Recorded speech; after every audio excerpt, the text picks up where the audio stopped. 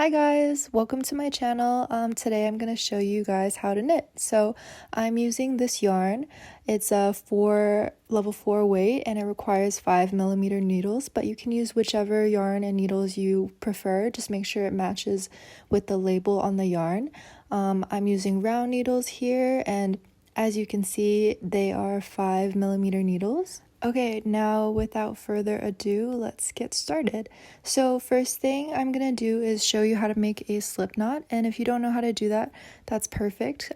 This is just my way of how to do it, and there are tons of other ways, but this is my preferred way. So I like to pinch down the short end with my thumb and bottom fingers while I wrap the long end around my top two fingers, just like that. And then what I'm gonna do is go in with my other hand, pinch, go under the first string, and pinch the second string and pull through, pull all the way until you have a loop, just like that. Super easy slip knot. You don't even need to use your needle. So once you have that, you're going to slip the slip knot onto your needle and pull the long end to tighten. So now you've got your slip knot onto your needle. And what you're going to do to start off your cast is take your other needle and then poke it under your slip knot just like this. You're going to poke it under on the back side. So once you've got it under, you're going to take your long end of your yarn and wind it around the back just like that. Take your needle that's behind, pull it under so that you've got your loop on that needle and flip it, and then take the loop and put it back onto the first needle just like that. And then we just pull the long end to tighten again. You always pull the long end to tighten, but as you can see, now we've casted 2 stitches onto our needle. So we're just going to repeat that. This is the entire casting process.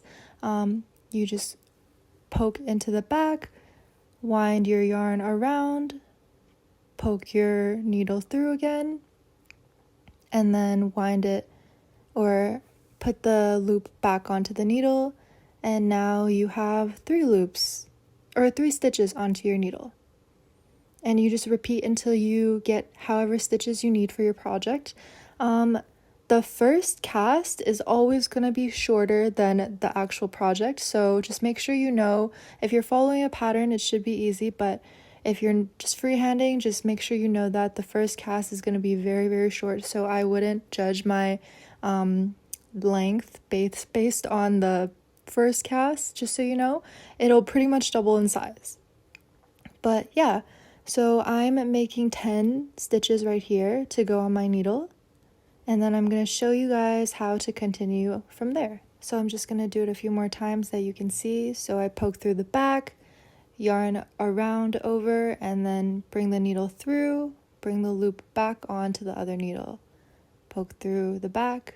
And sorry if my terminology isn't what you're used to. This is just what I like to say, but yeah, I hope you can understand based on what I'm telling you. Yeah, again, poke through your needle in the back, yarn over around, take your other needle and bring that loop back on.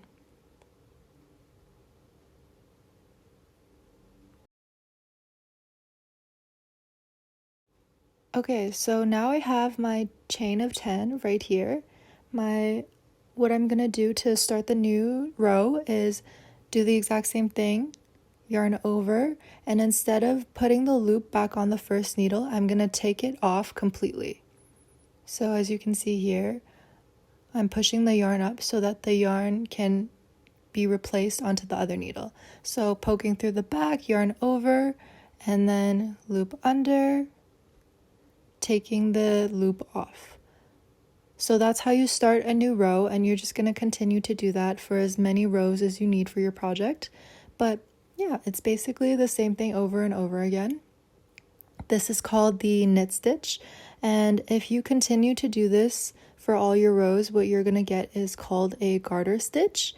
And in my other video, I'm going to show you how to do a stockinette stitch, but this is the very basics of learning how to knit. And I would just recommend you do this over and over just so you have the muscle memory and you can see what it looks like, but I'm going to show you a few more times just so you can really take it in.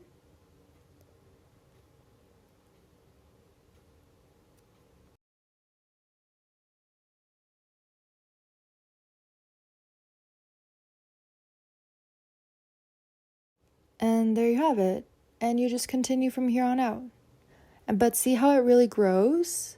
It really lengthens quite a lot after. And for the next row, you just do the same thing. You poke your needle through the back and then yarn over and continue. And I'll show you again in my next video more basics, but that was it for this video. Thank you for watching.